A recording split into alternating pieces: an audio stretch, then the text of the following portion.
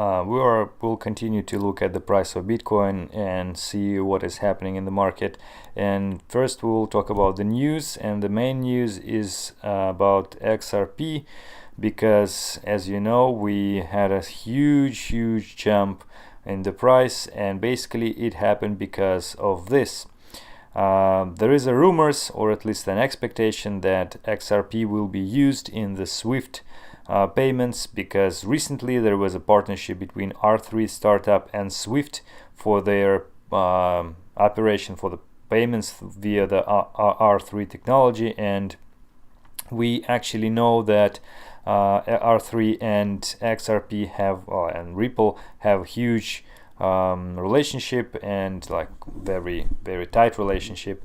And in fact, this R3 payments or R3 implementation may be a trial before the real one, which would happen through XRP technology and XRP itself and XRapid and everything. Moreover, there was a lot of the cases when the CEO of SWIFT was found to be sort of positive about XRP, and saying that XRP is sort of future of the payments, especially in the among the other cryptos. Gottfried Librand, he said, "I think that the big part of Ripple's value proposition is the cryptocurrency XRP.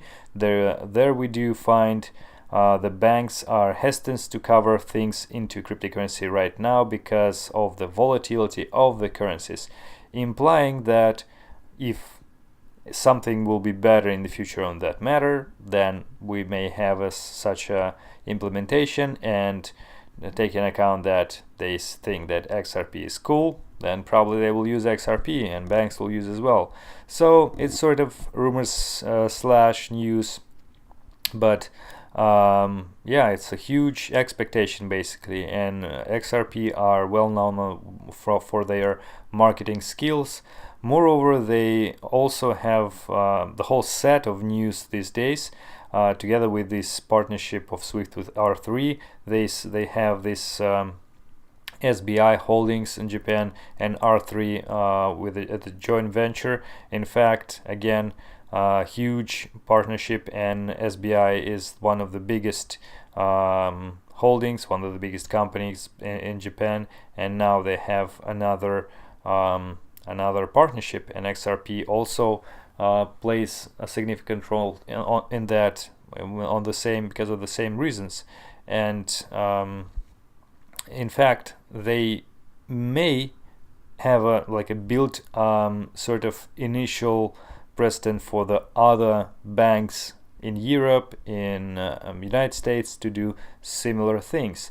Moreover, recently XRP announced something which is like they have the bank which will be using their technology, well, again, and it is London-based bank, primarily focused on providing financial services for export and import companies.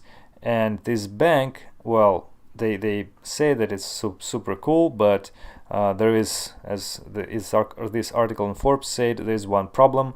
This bank isn't a London-based bank. It's an offshore bank registered in a tax haven. If it has a London office which registered as a small company in the UK, but that's not a bank. Well, moreover, anyway, this is sort of how the XRP wanted this to be seen. And of course, the huge bank from clearance bank in European bank will be much better for them. So far, probably it's just the beginning of their path. We'll see. Although we know how strong Ripple team is and how they're struggling to reach the major acceptance, and this is basically what all the holders of XRP want to see progress on this way, and this is their XRP's main point. So we'll see, like if Citigroup will, or some other bank will use XRapid, then that will be huge, and who knows, maybe it will indeed happen.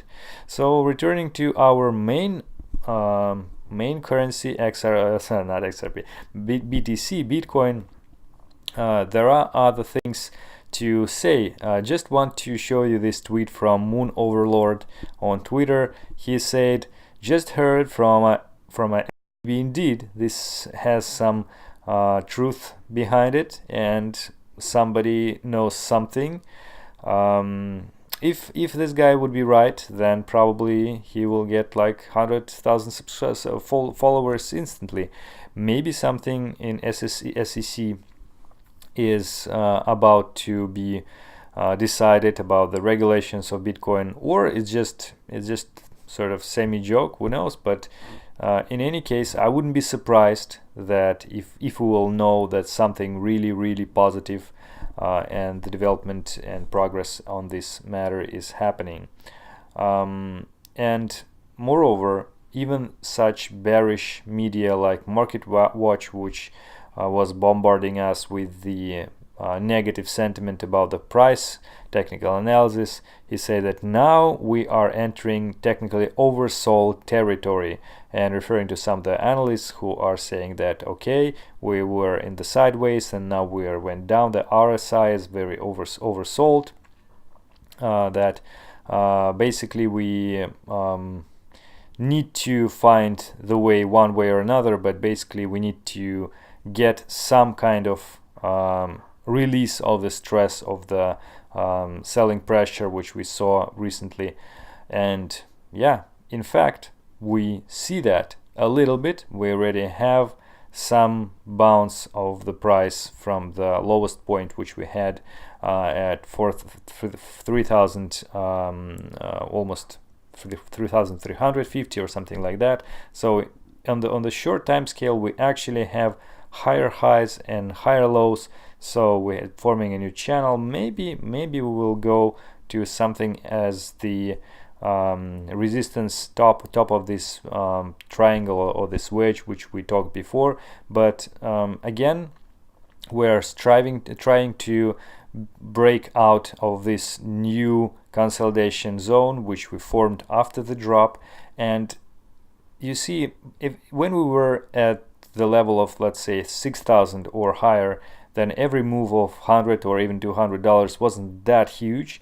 And right now, where we are close to $3,000, this is a pretty significant movement of the price if we see some this kind of drops, for example. So so technically we, let's say, drop to this area, but it's really close to the previous zone of 3,550, and it's really easy, in fact, to go there. And it's the same easy as go to the next support. So everything is really tight.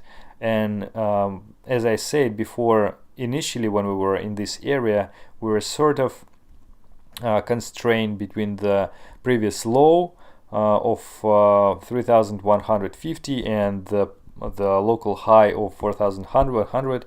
Now we are sort of in between 200 weeks moving average, which is like $3,300, and previous huge consolidation area with a lot of the resistance at 3,600.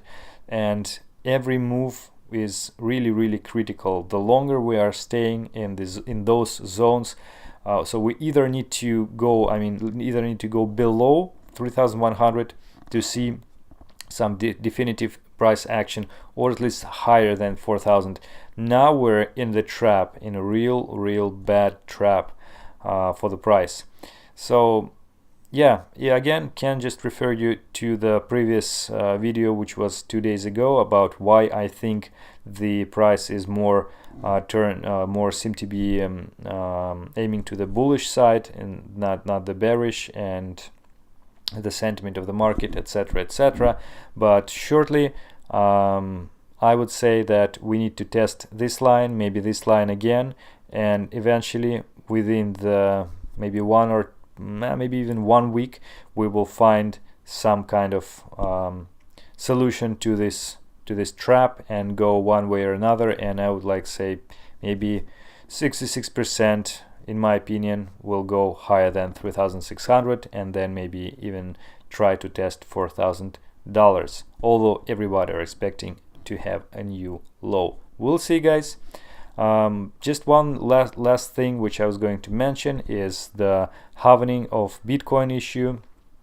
Let me load this. So yeah, as you know, we have halving in 2020, and it will be somewhere in May, I believe, and in fact this will lead to the decrease of supply of Bitcoin from the inflation, because the rewards for the mining will be decreased twice, like half.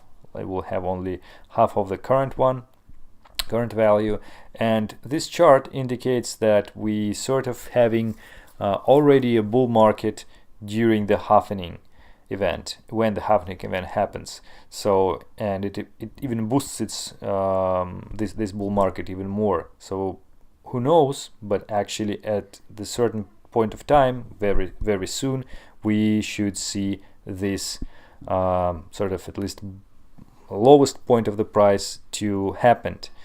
So of course history doesn't repeat itself always, but let's see. So far it looks very promising. Okay guys, thank you for watching, and hope to see you tomorrow with the next update. See you tomorrow. Safe trading.